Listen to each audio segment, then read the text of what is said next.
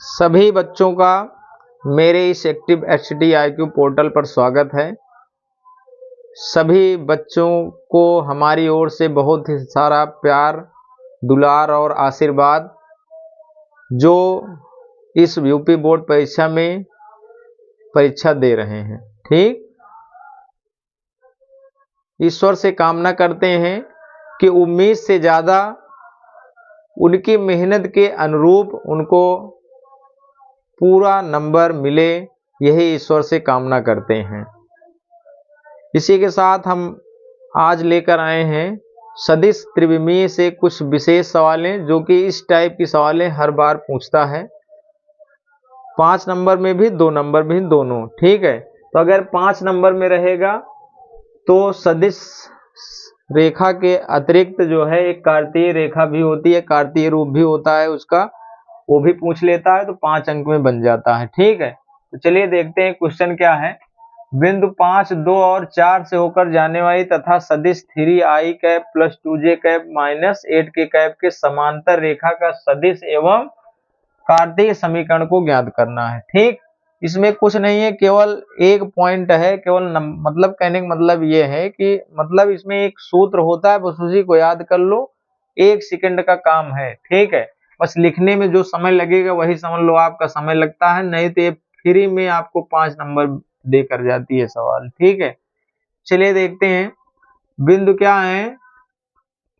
बिंदु है 5 2 4, ठीक। इसका सदिश रूप क्या होगा, इसको बना लेते हैं। वेक्टर ए बराबर हो जाएगा 5i 2j 4k, ठीक। फिर सदिश कह रहा है किसके समांतर है, सदिश इसको माना जाता है vector B 3i plus 2j minus 8k के समांतर रेखा का समीकरण क्या होता है, याद कर लेना, ठीक। वेक्टर आर बराबर क्या होता है, vector a plus lambda vector b. जहां जहां ये जो लेम्डा है क्या है, अदिश गुणांक है या अदिश गुणक, ठीक। बात समझे, बस यही आपको याद रखना है, ठीक। बस वैल्यू रख दो, यही सदिश समीकरण है, सदिश लिख दो, रेखा का सदिश, ठीक। समीकरण यही होता है। तो वेक्टर आर इक्वल क्या हो जाएगी, ए की वैल्यू रख दो, बस क्या है 5i cap 2j cap 4k cap, बस हो गया, प्लस लेम्डा वेक्टर बी की वैल्यू कितना है 3i plus 2j minus 8k। यही हो गया आपका सदिश समीकरण, ठीक। अब मान लेते हैं, माना रेखा पर एक बिंदु क्या है P x y z, इसके लिए सदिश वेक्टर सदिश स्वरूप क्या होता है, वेक्टर r बराबर हो जाता है xi प्लस वाई जे प्लस जेड के कैप, ठीक। तो ये आंसर हो गया किसका, सदिश का। अब कार्तीय रूप में यही r की वैल्यू यहाँ पे रख देना है, तो क्या हो जाएगा xi प्लस वाई जे, ठीक, प्लस जेड के cap equal 5i plus 2j plus 4k cap, ठीक। और प्लस में क्या है lambda 3i 2j minus 8k, ठीक। ये हो गया। बस आपको कुछ नहीं करना, कार्तीय रूप के लिए क्या करोगे, आपको लिखना है i j तथा k के गुणांकों की तुलना करनी है। क्या करनी है, तुलना, ठीक। बहुत ही सिंपल तरीके समझा रहे हैं, ठीक है। इससे आसान कोई तरीका नहीं है। xi गुणांक इधर x है, इधर i गुणांक कितना है 5 है, इधर इसमें जाएगा 3 लेम्डा बनेगा, ये लेम्डा की इसमें मल्टीप्लाई करोगे तो प्लस का 3 लेम्डा बनेगा, तो यहाँ से आपका एक निकल के आएगा x माइनस 5 अपान 3 लेम्डा। तो लेम्डा की वैल्यू यहाँ से मिल जाएगी आपको क्या, x माइनस 5 अपान 3, ठीक। इसी प्रकार इसी प्रकार आगे क्या करना है, देखो इधर y है, ठीक, इधर कितना है 2 है, इधर कितना आ जाएगा 2 लेमडा, ठीक। तो यहाँ से लेमडा की वैल्यू आपको आ जाएगी y-2 इंटू में है तो बटे में आ जाएगा, ठीक। अब जेड के हिसाब से चलेंगे तो जेड की वैल्यू यहाँ पे 4 है, यहाँ पे माइनस का 8 लेमडा है, कितना है -8 लेमडा। तो यहाँ से लेमडा का मान आएगा जेड -4 अपान में -8 गुणांक है तो -8 हो जाएगा।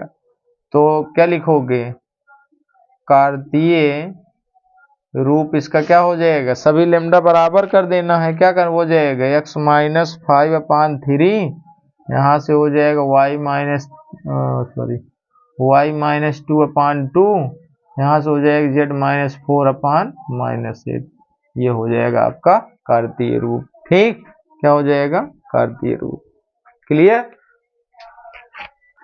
अगला क्वेश्चन जो आपके सामने है ये यूपी बोर्ड में 100% फिक्स है, 5 नंबर का आता है, जैसे रैखिक प्रोग्रामन का है वैसे ये भी क्वेश्चन फिक्स है, ठीक है। दो रेखाएं दी गई हैं, vector r equal i plus J है और लेमडा 2i माइनस जे प्लस के है, और ये 2i प्लस जे माइनस के mu 3i minus 5j plus 2k के न्यूनतम बीच की दूरी, ठीक है। 2 पॉइंट इसमें बनते हैं, ध्यान देना, जब दोनों रेखाएं क्या होती हैं, समांतर होती हैं, तो इनके बीच की दूरी का जो सूत्र होता है, ध्यान देना, ये होता है vector b cross a2 minus a1 vector, ठीक, बटे में मॉड b, ठीक। तो समांतरता कैसे जांच करेंगे, देखो यहाँ पे जो ये वाला पॉइंट है लेमडा के बाद वाला, ठीक है, अगर ये दोनों पॉइंट अगर आपके सेम सदिश दिए गए हैं तो समझ लेना वो कैसी रेखा है, समांतर रेखा। समांतर के लिए ये यूज करना है, असमांतर के लिए आपको बता दे रहे हैं जब दोनों रेखाएं असमांतर हो यूं, ठीक, समांतर नहीं है तो बीच की दूरी का सूत्र बनेगा, क्या होता है a2 माइनस a1, ठीक। याद रखना बहुत ही विशेष है, डॉट रहता है इसमें, ध्यान देना, ये हो जाएगा b1 क्रॉस b2, बात समझे। मॉड में क्या होगा b1 cross b2 whole mod whole, मतलब मॉड में रखने का मतलब ये है कि जो दूरियां होती हैं रेखाओं के बीच की दूरी जो होती है वो नेगेटिव नहीं होनी चाहिए, इसलिए मॉड लगाया जाता है, ठीक है। तो यहाँ पे देखिए हम तुलना करेंगे, ये न्यूनतम बीच की दूरी है तो यहाँ पे लिख देना सीधा डायरेक्ट तुलना से, ठीक। तो ये पहला पॉइंट a1 होता है तो a1 की वैल्यू आपको मिल जाएगी i प्लस जे, इसमें पहला पॉइंट होता है, दूसरी रेखा है तो a2 माना जाएगा, तो हो जाएगा 2i प्लस जे माइनस का k, ठीक है। दोनों सूत्र में ध्यान देना आपको निकालना है a2 माइनस a1, तो आप यहाँ पे a2 माइनस a1 निकालते चलिए, ऐसे a2 माइनस a1, ठीक, a2 माइनस a1, ठीक है। a2 माइनस a1 तो यहाँ पे हो जाएगा 2i प्लस जे माइनस के, माइनस करेंगे दोनों पॉजिटिव हैं तो माइनस का अंदर गुणा होगा तो दोनों नेगेटिव हो जाएंगे, माइनस जे माइनस आई माइनस जे, ठीक है। अब इसको हटा दें, 2i से 1i सब्ट्रैक्ट हो जाएगा तो यहाँ से i बचेगा, जे से जे कट ही जाएगा, माइनस का क्या बच गया k, ठीक है। क्लियर इतना। अब यहाँ पे आप निकाल लीजिए क्या है आपका b1 आ जाएगा, b1 की वैल्यू कितना है देखो 2i माइनस जे, लेमडा के बगल b1 दूसरे वाले में b2, ठीक है, प्लस k, ठीक। b2 की वैल्यू आपको यहाँ से मिल जाएगी कितना 3i माइनस 5j और प्लस 2k, ठीक। अब देखो यहाँ पे देखो दोनों पॉइंट सेम नहीं है तो इसलिए यहाँ पे ये समांतर रेखाएं नहीं है, तो यह समांतर है, तो इसके लिए आपको b1 क्रॉस b2 निकालना पड़ेगा, ठीक है। तो यहाँ पे आप निकालिए b1 क्रॉस b2, ठीक। कैसे निकालते हैं, जिस प्रकार से आप सारणी का मान निकालते हैं, i का गुणांक, j का गुणांक, k का गुणांक।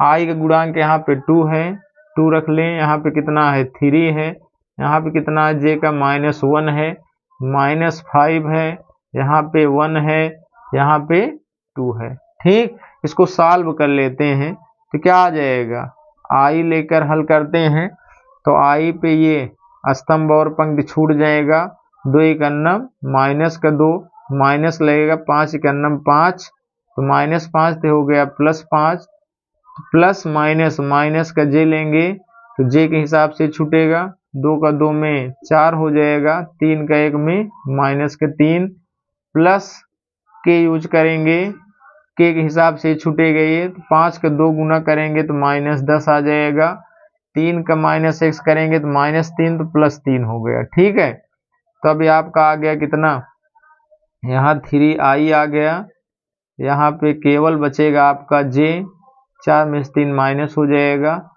और यहाँ पे बचेगा 10 में से 3 गया 7, -7 बचेगा के।